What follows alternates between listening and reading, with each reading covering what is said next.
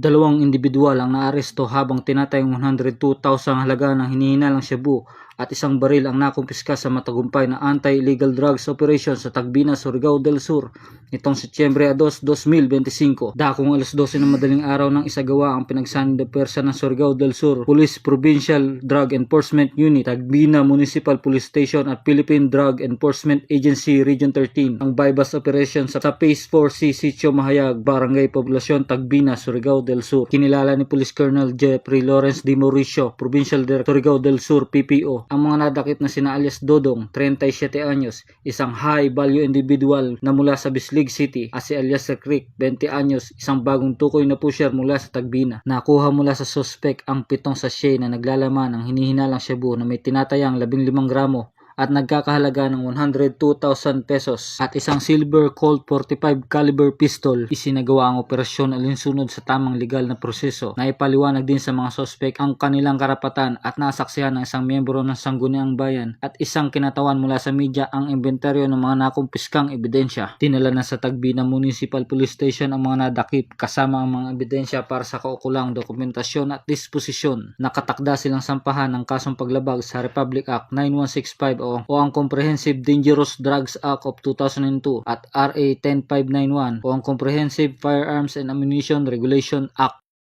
Mula dito sa RP Cadu 13, ako ang Police News Network Correspondent, Ramon Manicol Villanueva, taga-tabatas, taga-taguyod ng Balitang Pulis.